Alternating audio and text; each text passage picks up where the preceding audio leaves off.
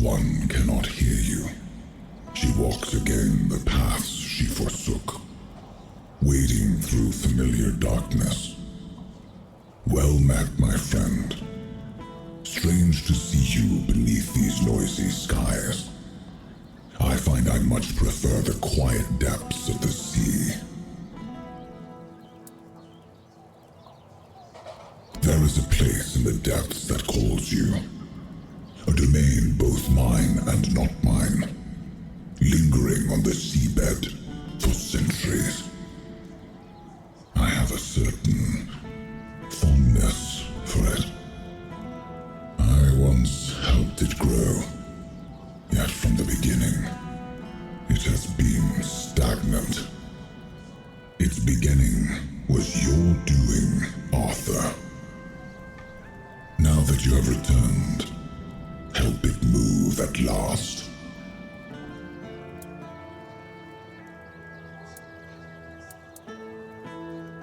Quite so. Though it would do you good to show some respect for your king. It calls itself the Sanctuary of Sarras. That is a name you should remember, my friend. After all, you would not be here without it. By descending into the coldest depths of the sea, how else? Do not fear. You will not drown. I will not permit it. But there, my part ends. What follows is yours to shape. I trust you will not keep me waiting too long, my friend.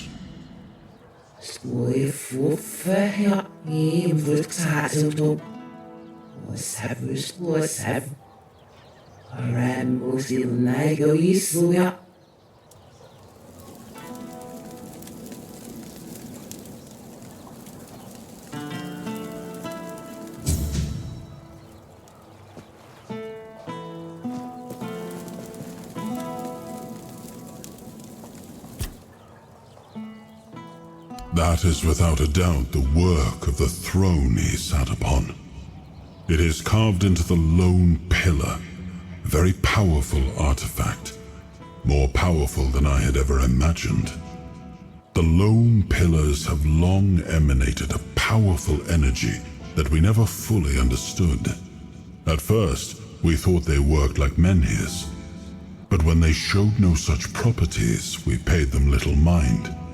And once I gifted those lands to the tribes, our access became limited. Still, I know the lone pillars once served the giants as a conduit for the Four Dwellers' will. When the time came for them to depart, the giants would approach a pillar and surrender their life force to it. They believed that by doing so, they would merge with the weirdness and become immortal. And after what happened to Thrigva, I'm beginning to believe they might have been right.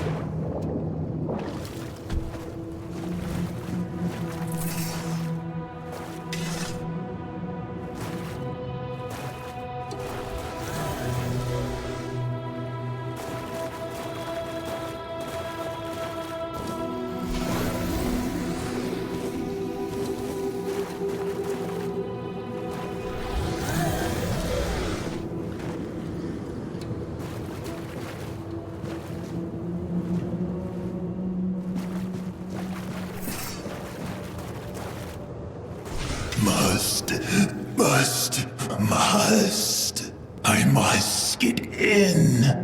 I'll convince the twins. They'll let me in. I'll reach the sanctuary at last. I'll see the sanctuary as soon as I get my sight back.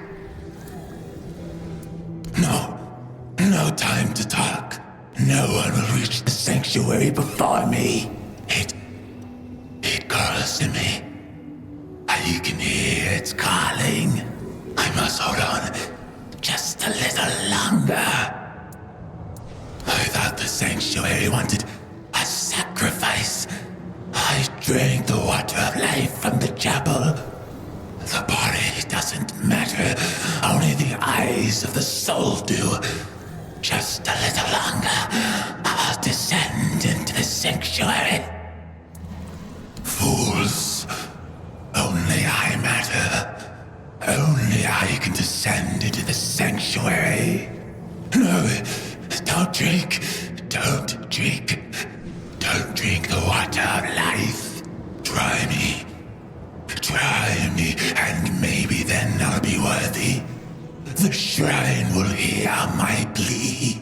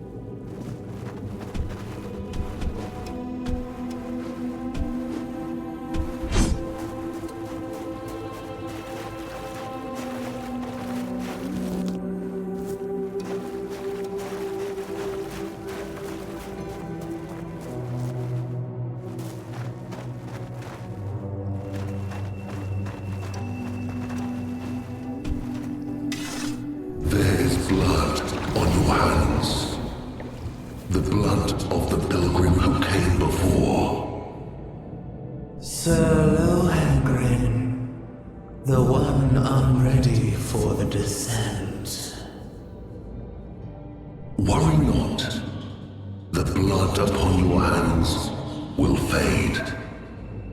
The waters of the descent shall cleanse what remains.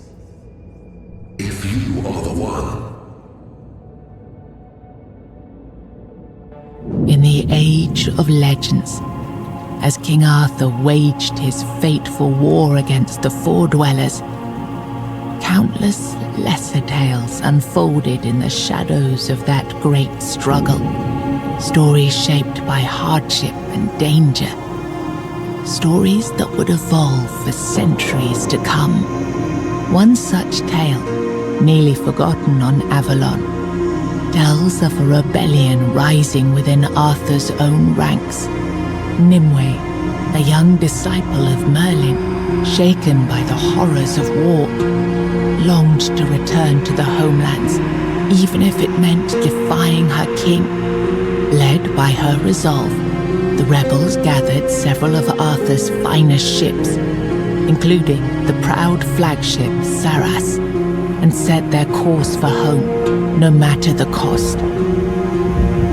But Merlin, they say, would never suffer betrayal. Drawing upon ancient, forbidden forces, he unleashed a wrath destined to be remembered, turning the deserters' escape into a spectacle burned into the memory of all who served Arthur. 6 centuries later, a lone wanderer steps towards a hidden, long-forgotten passage, ready to uncover the truth behind the legend of Sarras and the fate of those who dared to turn their backs on Avalon.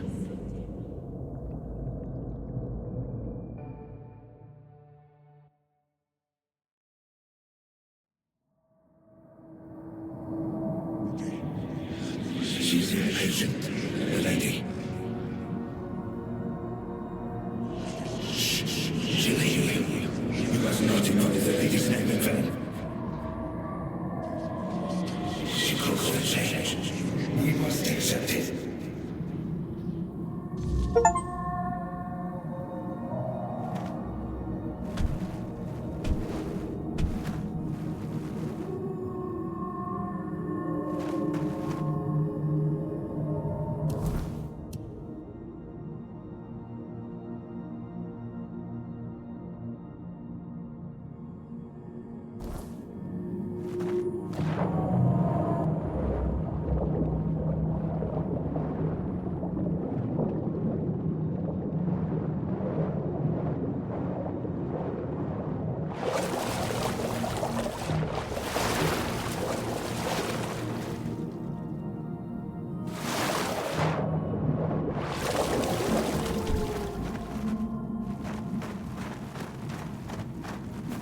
The waves of knowledge are ever present. Nothing will change that. But change is inevitable.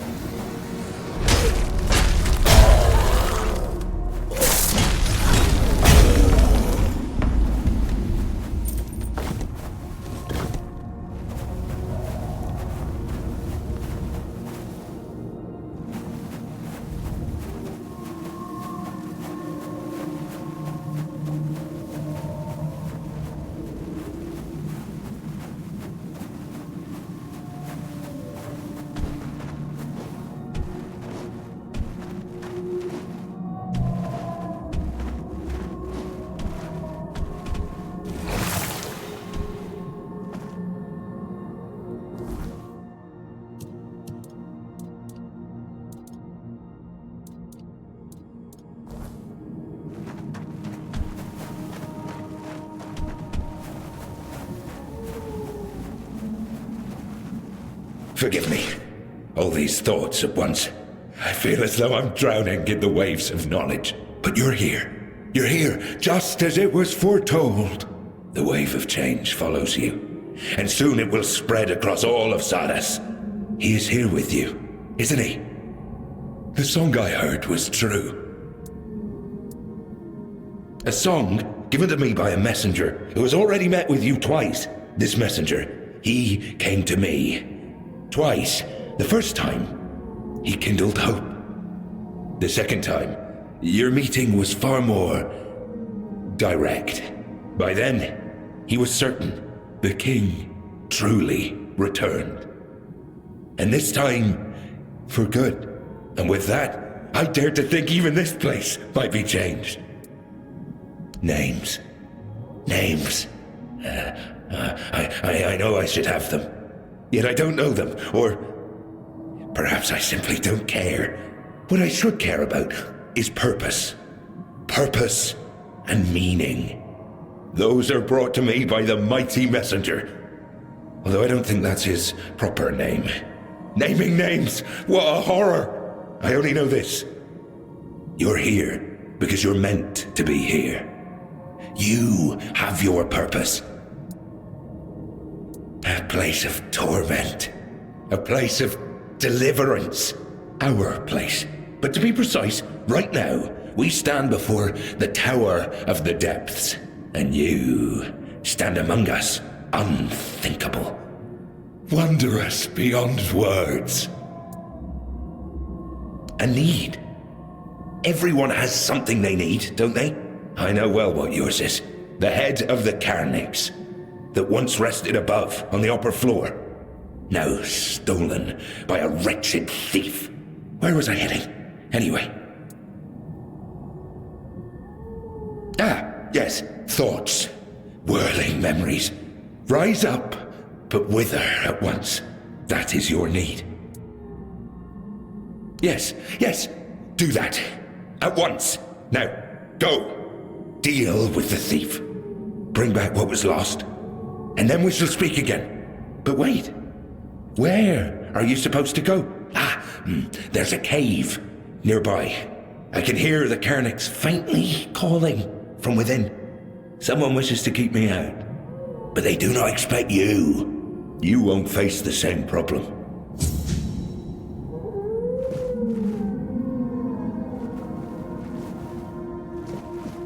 Good luck, child of the surface. May the depths guide your steps.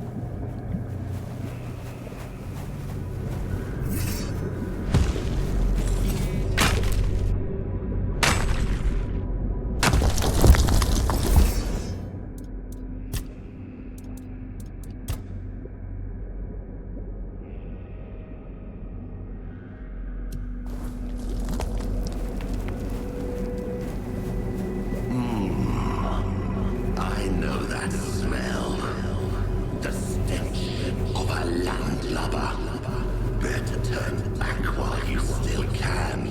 This is no place to lose your way.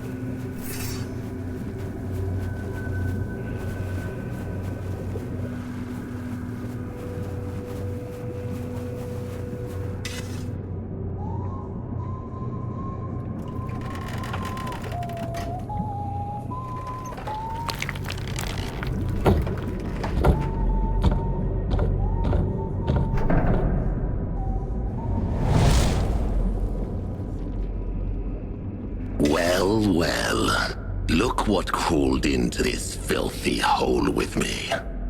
I haven't seen a live one down here in, never. Come to roll in the muck with us? Familiarize yourself with our stench. Want to smell the rotting glory of the Sanctuary and all its foul denizens. Name's Squall. I run my own den. I carve it in the likeness of the seas I sailed and the shores I saw on the surface. The outside, this Sarras. It is a foul mockery, an insult to true sea dogs. This isn't a place for the likes of you, with your sun-kissed skin and fresh air in your lungs. Piss off before you start growing barnacles on your back. It ain't a pleasant feeling. Ah, so you must be Josephus's precious surface brat.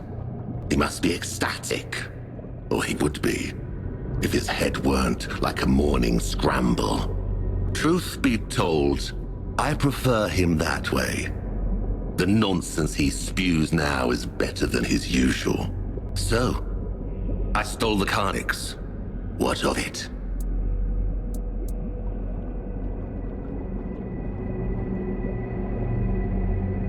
To snuff out any chance of light crawling back to this damned shore. To let those cockroaches rot in the dark a little longer. Besides, I like the dark. It covers what shouldn't be seen. The growths, the feelers, the greenish-gray skin that shouldn't still be walking around.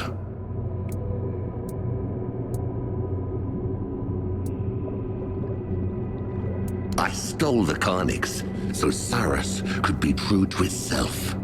You've walked into a graveyard, surface brat, and graveyards deserve darkness. They deserve quiet. They deserve to be forgotten. You don't say.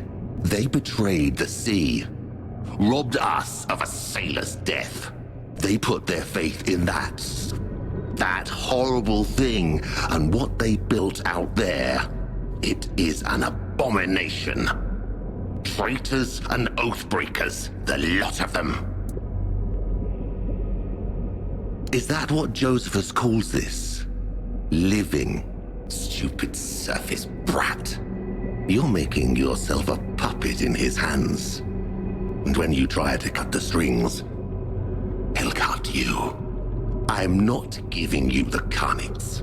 I'll fight for it tooth and nail until that husk of a body won't hold me no more.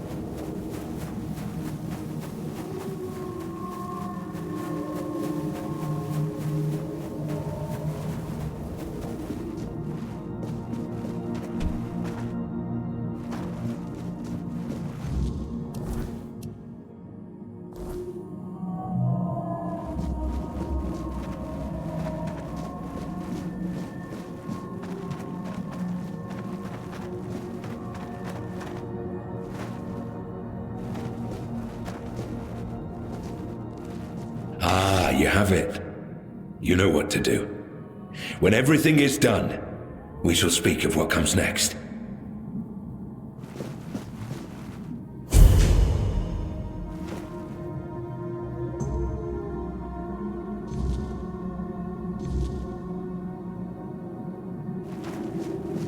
Ah, you have it.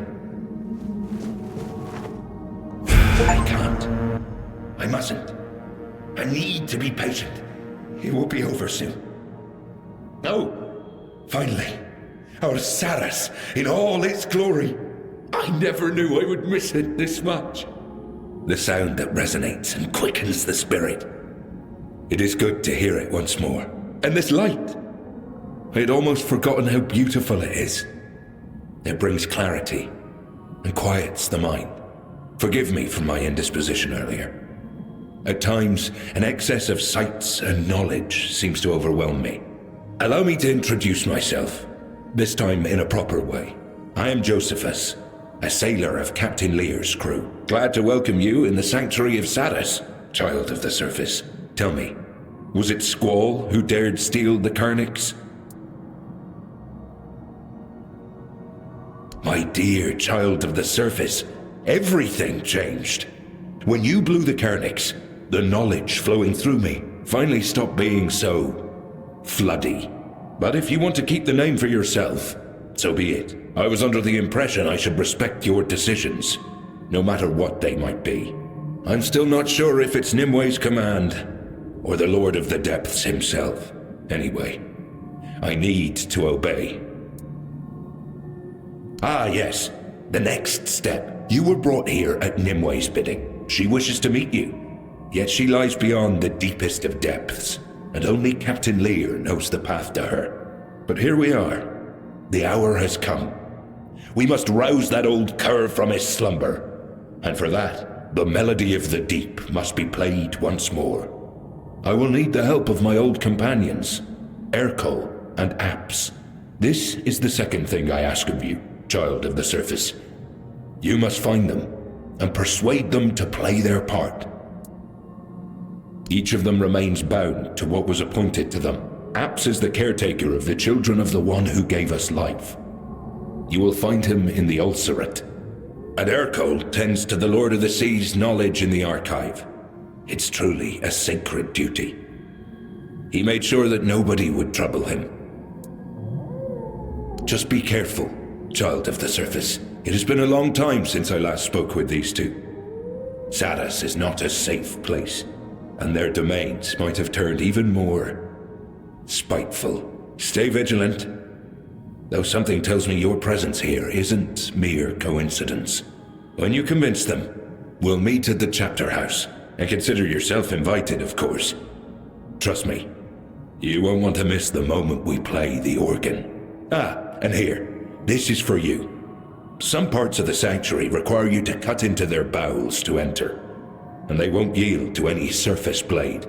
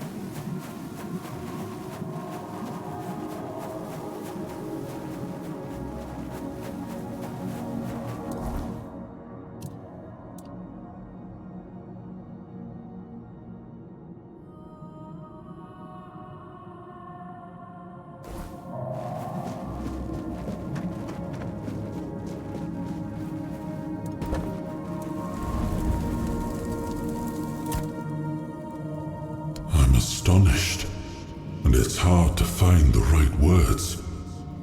I would never have imagined that an underwater kingdom lay so close to Avalon shores. Let us study it carefully. I want to learn how it came to be, and why it called to us. I have a feeling this will be quite an intriguing journey.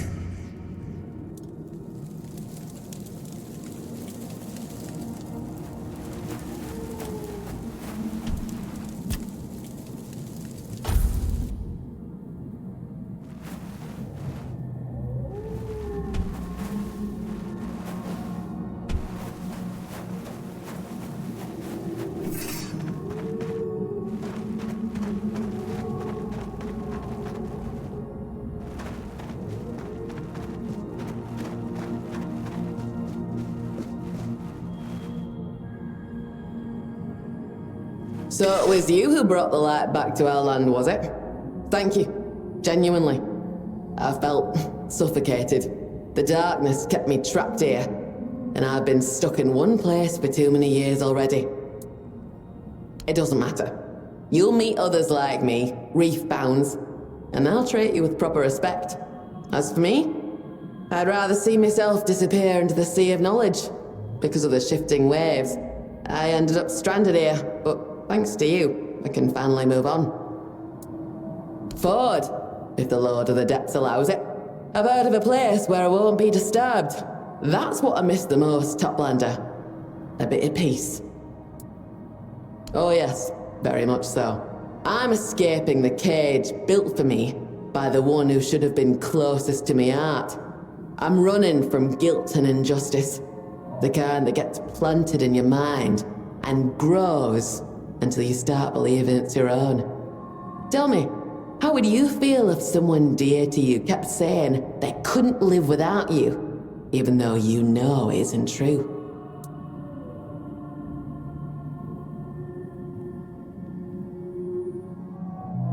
Then why keep doing it to yourself? You actually believed it? Take it from me. As long as your loved one still has their own tail and fins, they'll manage just fine without you. Let them shout, let them throw things, but don't fall for their games. It's not worth it. Took me years to realize I was just a pawn in someone else's game, letting myself be used.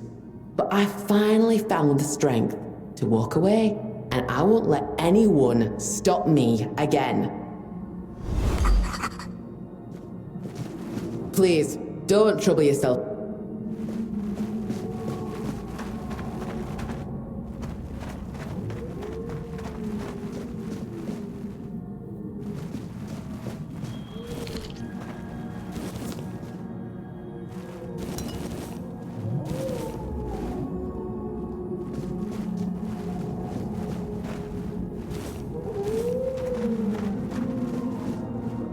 Well, aren't you something? Josephus was right. The child of the surface actually exists. What a surprise. And that Carnix thing, that was your doing, wasn't it? I thought so. Now I wonder if you'll manage to bring the other organists. But enough about you. I'm Merrick. If you're willing, we can strike a bargain. I never fully believed all those stories about the child of the surface. Why would anyone ever come down here from up there? And Josephus tends to tangle facts. Sometimes he speaks about two unrelated things, as if they were somehow connected. I think it's something with his head.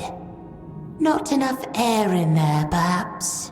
Or maybe that is when he truly is himself. But it happens to everyone, doesn't it? Abs and Urkol. Those two are not quite the charmers Josephus is. One adores violence, the other hoards words. Knowledge. What's the use of it when we're trapped in a place like this anyway? Papa would like us to have us near him, no doubt. And still, we're left to curl up here, beneath the roots.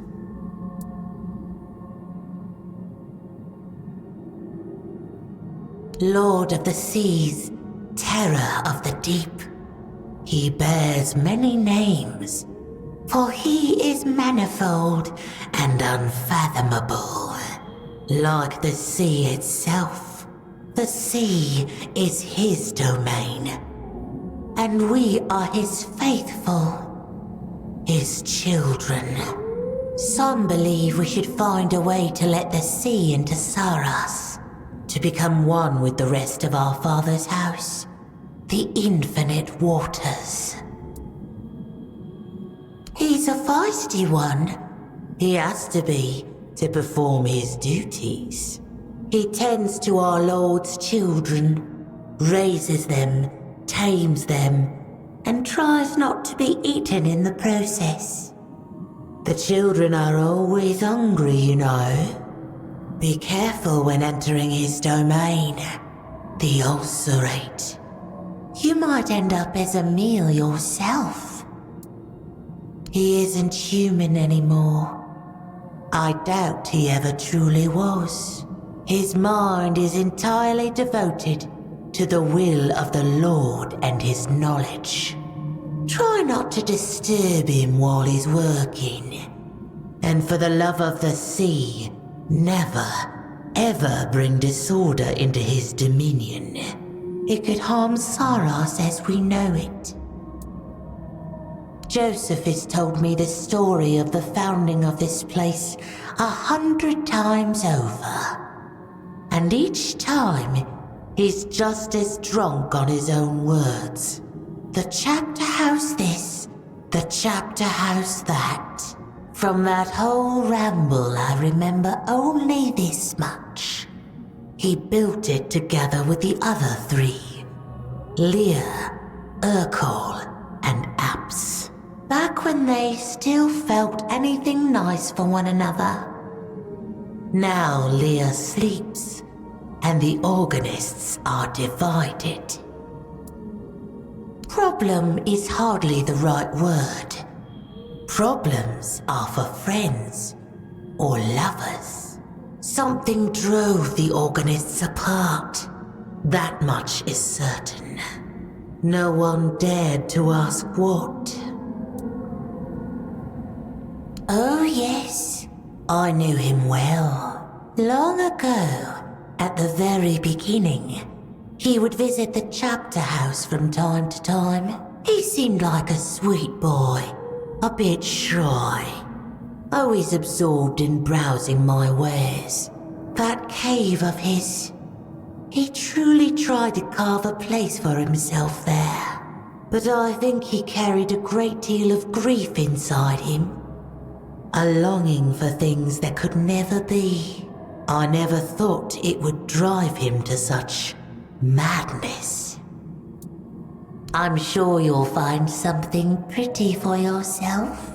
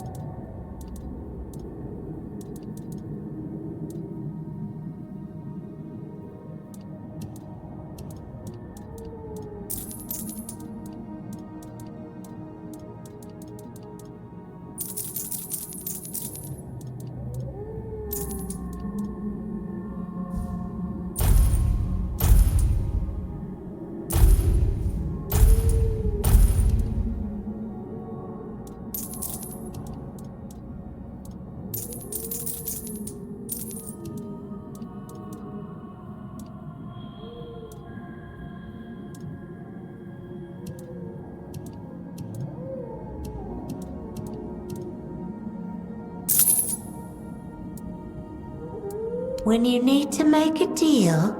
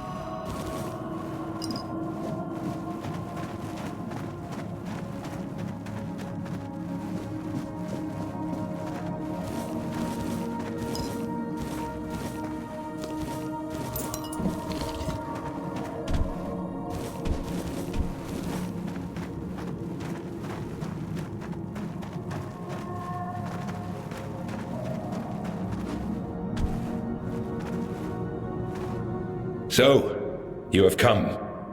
This is the chapter house. A beautiful place, is it not? So full of calm. It is far more welcoming when Sarras is not wrapped in darkness. Make yourself at home.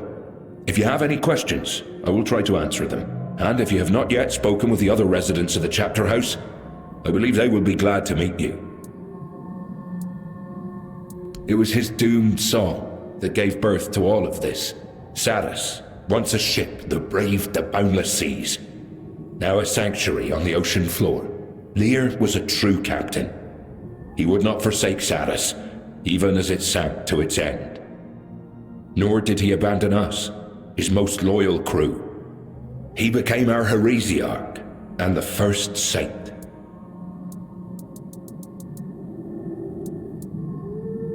Think. What did our dear Nimue tell me? It was of great pain and long, tiring waiting. It was also something about the need to let go of old hopes and the need to move on, but I do not remember her exact words. We did not speak directly. Nimue's will was passed to me through the twins. Only Lear could talk to Nimue face to face. Only Lear.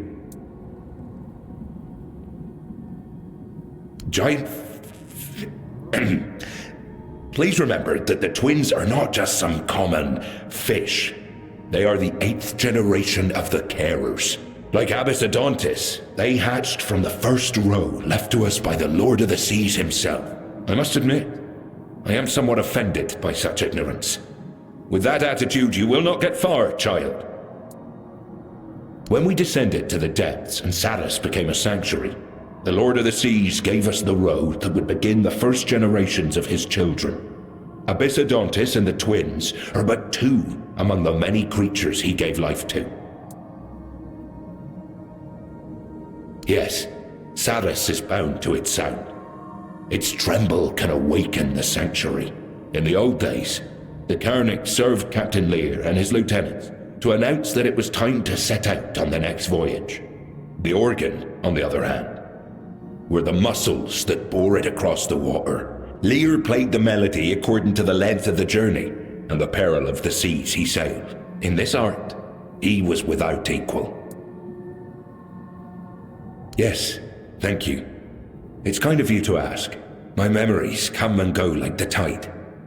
Too much knowledge does not serve me well. Sometimes I remember everything at once. Vast torrents of understanding pour over me as if I were standing beneath a waterfall. And the next day, I may barely recall who I am. Memories and knowledge are taking my breath. Now it is bearable. Before you brought the Carnics, I felt uneasy in my own mind. Ah yes, Tristan. That is what a broken heart looks like. Poor soul. As he drowned, he saw the love of his life, Isolde, in our Nimue. He fell in love with her and swore he would guard her for eternity. Yes, I think so. I do not know if it was a grieving heart that turned his love toward another, trying to reach for anything, or if, to him, Isolde and Nimue truly became one and the same. I have to admit that I never met Lady Isolde myself. Perhaps the right question is whether she ever truly existed, or she is only a part of a tale about a bold knight searching for his lady. He has sat in the chapter house for a long time now, watching so no one brings harm to the one who'll be able to reach Nimue. He even frightened Lear once, when he heard that he wished to raise his hand against her. I think, deep within, he awaits the moment he may finally look upon his beloved. Yet he will wait as long as the depths bar the way to Nimue. Peace in death? That is impossible. Tristan is cursed with eternal drowning. Love binds him to life. No matter how many times he falls in battle, he comes back. After many deaths, he finally stops speaking. Just like that. I haven't seen that old fellow in a long time, to be honest. I've no idea what he's up to now. But back in the day, when we both served as Sarras' crewmen, he was always uptight and followed orders to the letter. Off duty, he was always writing something or buried in books, gathering knowledge. It's no surprise the Lord of the Seas chose him to be the caretaker of the archive. He was the only one who truly seemed destined for the job, and actually enjoyed it. Ah, that one was a real sea dog. He was a pirate until Captain Lear claimed him for service aboard his ship. He cared most for the crew, even if it meant barking orders or taking up the whip when needed. It's only fitting he ended up looking after the Lord's children. Don't let his cold demeanor fool you. He's got the most fiery and caring heart of us all. Yes, go. The Sanctuary waits, patient as the tide. Welcome? Yes.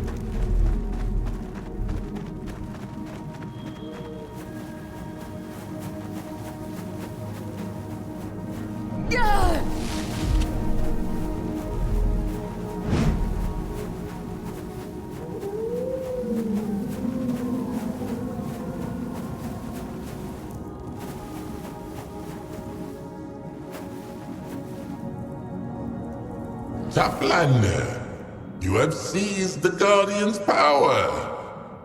My gate now stands open before you.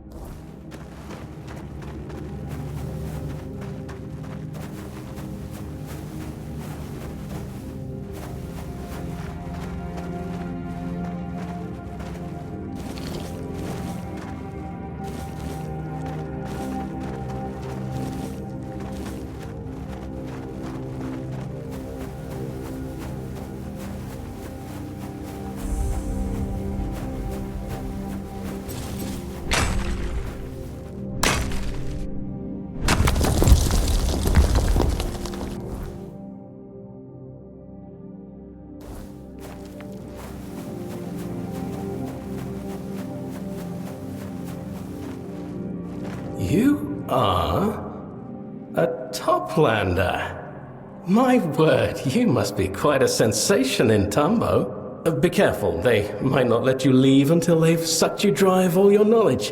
Their thirst for anything from the surface is insatiable, trust me. Oh, my name's Vosk. Nice to meet you. Oh, it's a village that formed around the archive. Everyone there is very devoted to the pursuit of knowledge. I've always liked the idea of it. A community united around one goal, striving for something more than just survival. It sounds peaceful. Very different from what I've known so far. I'd really like to live there one day, except I don't quite fit in. But I'm working on that. Yes, ever since I was allowed to leave the ulcerate, which in my opinion should never have happened in the first place. I have no great purpose, no craving for knowledge, I just float around uselessly. I'm a complete disgrace of a reef-bound. There must have been something wrong with my egg, but no one noticed. Well, just please don't laugh at me. I'm looking for the red floatlings. I heard they hatch in the wild. They swim around freely, soaking up all the knowledge that still floats in the sea. I know it sounds a bit silly, but Josephus told me.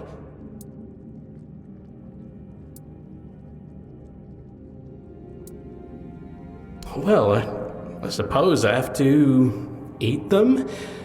I haven't thought that far, to be honest. The point is, if I absorb their knowledge, maybe it'll spark a thirst for more in me. Or awaken a purpose. Anything, really. It can be a bit chaotic, that's true, but he sailed with the first crew. He's very old. I trust he probably knows what he's talking about. Really? Oh, that'd be amazing, thank you. I'll stay here then. You can search elsewhere, and I won't miss them if they come by here. Welcome back. Oh. Then it looks like... Well, that's the problem. There's not much to tell. Most reef-bounds I know have grand ambitions. They want to collect knowledge, to enter the archives, create something meaningful, do something important with their lives. And I've never had that kind of need. I'm faulty.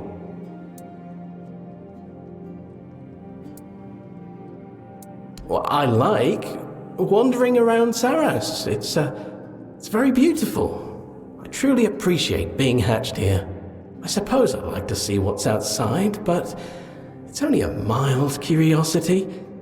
I want to enjoy things, not to think about what I can get from them. On the surface, perhaps. Still, I find it hard to believe. Here, only the lowest creatures lead quiet lives, to be honest. No one demands ambition from a fin-blade, although I've heard even some of them become possessed by it. You're expected to bring something to show off to the whole community. The more, the grander, the better. The fact that I'm here, not in the Ulcerate, means I've done all the growing I can. Sir Apps wouldn't have released me otherwise. I liked Sir Apps, you know. He used to tell me stories about when he sailed the seas.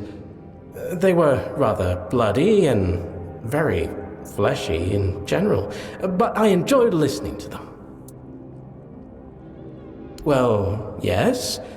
Not every day, but from time to time. He said it was because I listened without asking stupid questions. I wonder if he has anyone to tell his stories to now. May the current favor you.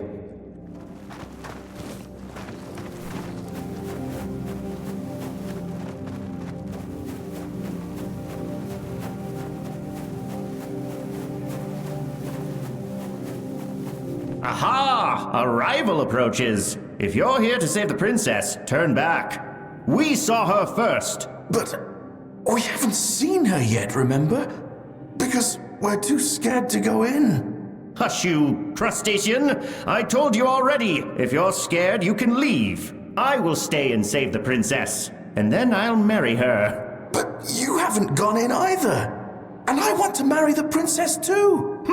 You don't even know the meaning of the word. You're just a fin-blade. And you? What are you still doing here?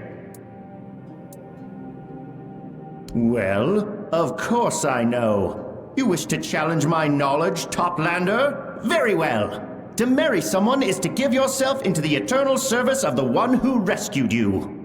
For the princess said to the knight, "You saved my life, therefore I shall marry you." So it means she incurred a life debt and must repay it with her existence. Really? That's what it means? But what will I do with a princess?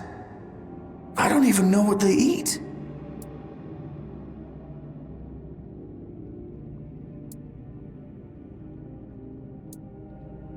Oh, thank Abyssodontis. What? You... I know what you're trying to do. You think just because you're a Toplander I'll believe every word you say? It's obvious you're lying, because you want the princess for yourself. But I'm not going to fall for that. A princess is the daughter of a king who rules a faraway land. And I am her knight in, well, not very shining armor. Oi, I am a knight too. I have armor, and I brought a gift for her. What? He swore he didn't tell anyone else about the gifts. That shellhead. Anyway, I'm Bruno the Wise. and the Finnblade insists on being called Bruno the Bold. Ugh.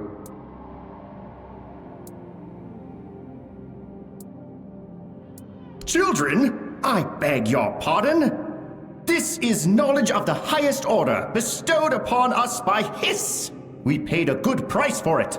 Well, an outrageous price, truth be told. But it's all true, hence why we are here. Damned Hiss. Yes, it turns out we both brought gifts. Hiss said it was customary, but I'm not saying anything else. Oh no, certainly not in front of the Finnblade.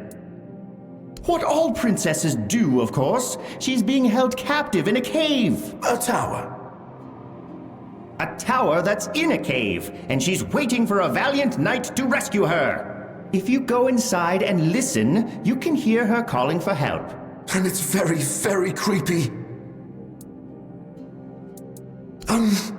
I wouldn't say what she's doing is calling for help.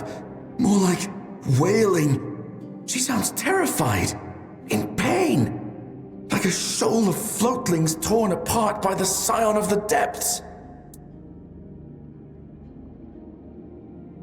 Oh, really? Well, why not? You can forge a path for me. Weaken the enemies a bit. But I doubt the princess would want to be rescued by the likes of you. Or who knows, maybe I'll rescue her from you. We'll see how it goes.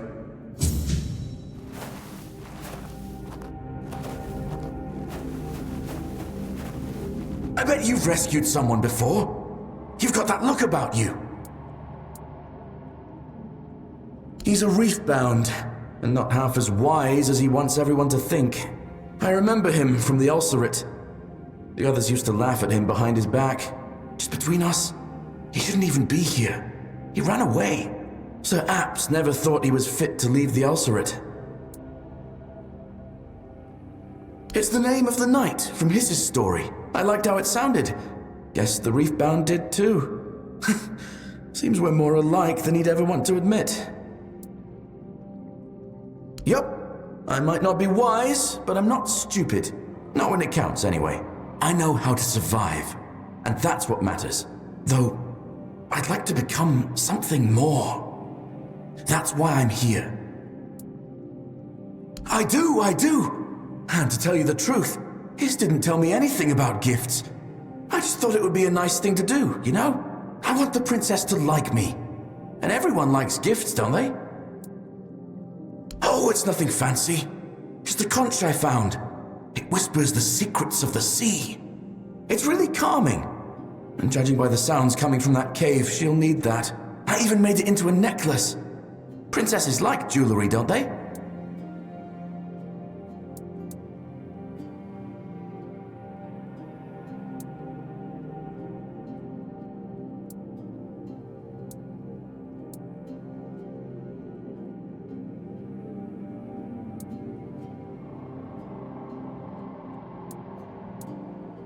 Really? Oh no, I didn't know that. And I don't have any of those things. What am I supposed to do now?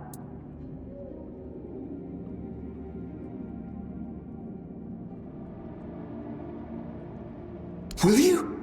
Oh, thank you so much. You're a good egg. That's what Sir Apps used to say when we did something right. Never to me personally, but I overheard. Here, take the conch. It's useless anyway, though I still think it's pretty. If I'm not here when you come back, it means I'm rescuing the princess. Oh, you came to talk to me. If I'm not here when you... Bold enough to approach Bruno the Wise? Impressive.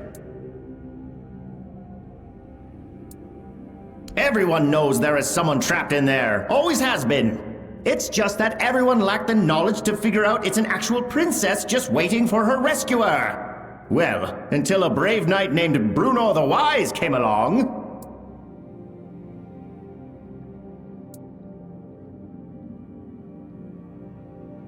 Obviously, magic is involved. There always is in such cases.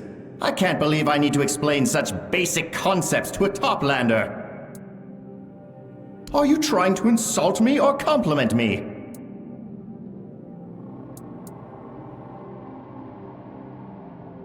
Oh, then I suppose I should thank you for your knowledge. Even though it's partial at best. He's a Finblade. That should tell you everything. They're simple, cowardly creatures. His story must have awakened some buried ambition in him. We do come from the same father, after all. But he'll turn tail the moment things get dangerous, I'm sure of it. Yes, a courting gift, Hiss called it. I'm not entirely sure what it's for. Maybe to sway the princess if she doesn't want to be rescued. But, well, I have one. That's what counts. A wreath made of the sturdiest, most beautiful coral. A crown fit for a princess, bestowed upon her by her brave knight.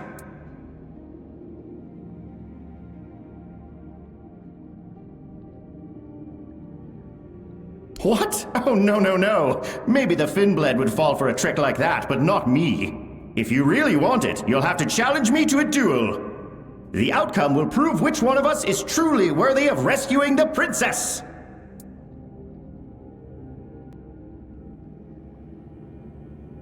I accept. Let this duel decide our worthiness.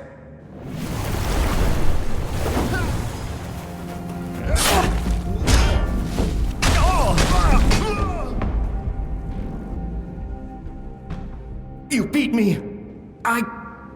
It was a fair fight. If I couldn't even defeat you, how could I ever hope to rescue a princess? I've been foolish, unworthy of my title. Here, take the wreath, and take my place as her knight. You've bested me, fairly. I'll remember this. Hi there! You're not here to fight, right? Wish me luck. I'll probably need it. Hi. Go on then.